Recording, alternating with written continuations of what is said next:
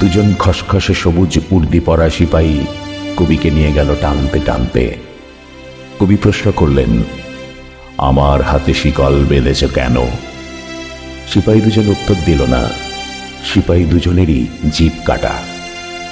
অস্পষ্ট গোধূলি আলোয় তাদের পায়ে ভারী বুটের শব্দ, তাদের মুখে কঠোর বিষণ্ণতা, তাদের চোখে বিজ্ঞাপনের আলোর লাল আভা। মেটে রঙের রাস্তা চলে গেছে পুকুরের পাড় দিয়ে।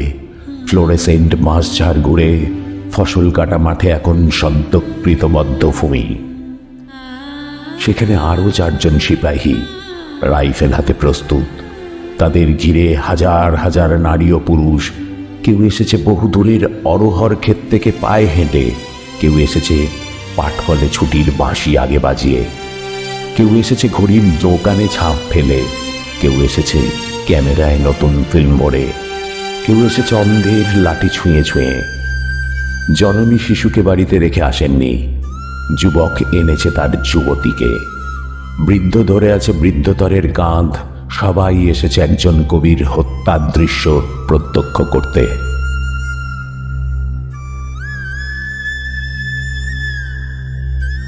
খুঁটির সঙ্গে বাঁধা হলো কবিকে। তিনি দেখতে লাগলেন তার ডান হাতের আঙুলগুলো। কনিষ্ঠায় একটি তিল, অনামিকা অলঙ্কারহীন, মধ্যমায় ঈষৎ টনটনে ব্যথা, তর্জনী সংকেতময়, বৃদ্ধাঙ্গুলি বিভৎস বিকৃত। কবি সামান্য হাসলেন। একজন সিপাহীকে বললেন, আঙুলের রক্ত জমে যাচ্ছে হে, হাতের শিকল খুলে দাও। সহস্র জনতার চিৎকারে সিপাহীর গান সেই মুহূর্তে বধির হয়ে গেল।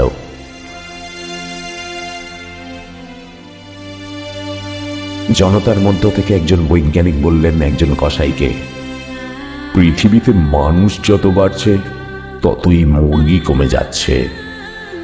একজন আদার ব্যাপারী জাহাজ মার্কা বিড়ি ধরিয়ে বললেন, কাঁচা লঙ্কা তো আজকাল তেমন ঝাল নেই। একজন সংশয়বাদী উচ্চারণ করলেন আপন মনে, বাপের জন্মেও একসঙ্গে এত বিজন্মা দেখিনি শালা।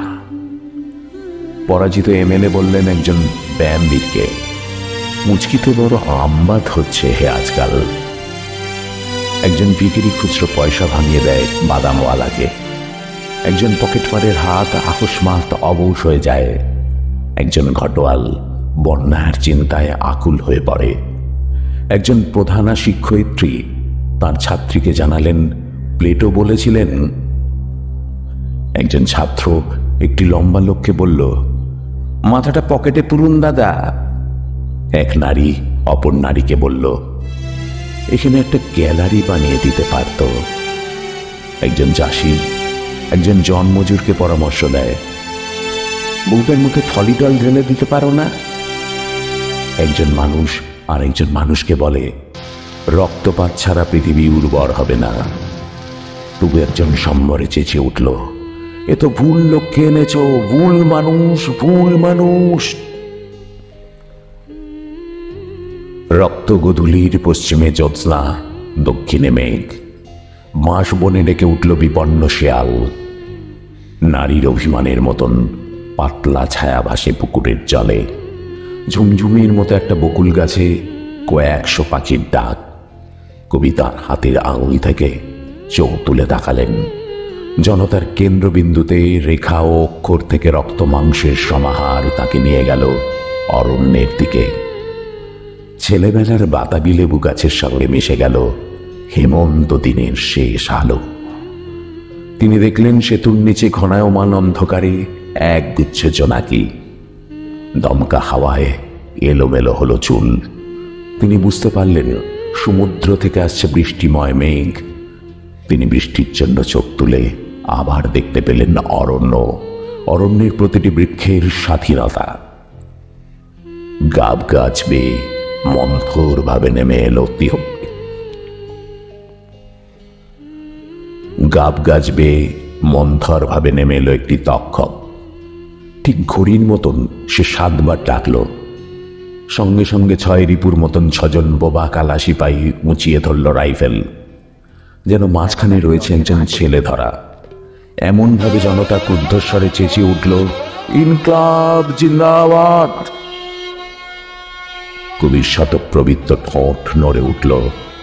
তিনি অস্ফুট হৃষ্টতায় বললেন, বিপ্লব দীর্ঘজীবী হোক, মানুষের মুক্তি আসুক, আমার শিকল খুলে দাও। কবি অত মানুষের মুখের দিকে চেয়ে খুঁজলেন একটি মানুষ, নারীদের মুখের দিকে চেয়ে খুঁজলেন একটি নারী। তিনি দুজনকেই পেয়ে গেলেন। কবি আবার তাদের উদ্দেশ্যে মনে মনে বললেন, বিপ্লব দীর্ঘজীবী হোক, মিলিত মানুষ ও প্রত্যেক মানুষের নিজস্ব বিপ্লব।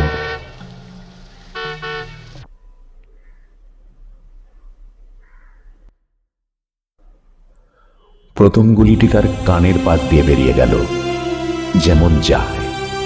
কবি নিঃশব্দে হাসলেন। দ্বিতীয় গুলিতেই তার বুক ফুটো হয়ে গেল। কবি তবু অপরাজিতের মতো হাসলেন, হা হা শব্দে। তৃতীয় গুলি ভেদ করে গেল তার কণ্ঠ। কবি শান্তভাবে বললেন, আমি মরব না। মিথ্যে কথা, কবিরা সবসময় সত্যদ্রষ্টা হয় না। চতুর্থ গুলিতে বিদীর্ণ হয়ে গেল তার কপাল।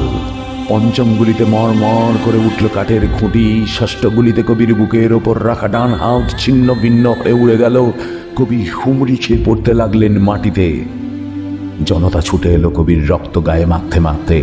কবি কোনো উল্লাসধ্বনি বা হাহাকার কিছুই শুনতে পেলেন না। কবির রক্ত, ঘিলু, মজ্জা মাটিতে ছিটকে পড়া মাত্রই আকাশ থেকে বৃষ্টি নামল দারুণ তোড়ে। শেষ নিঃশ্বাস পড়ার আগে কবির ঠোঁট একবার নড়ে উঠল, কি উঠল না। কেউ সেদিকে ভ্রুক্ষেপ করেনি। আসলে কবির শেষ মুহূর্তটি মোটামুটি আনন্দেই কাটল। মাটিতে পড়ে থাকা ছিন্ন হাতের দিকে তাকিয়ে তিনি বলতে চাইলেন, বলেছিলুম কিনা আমার হাত শিকলে বাঁধা থাকবে না।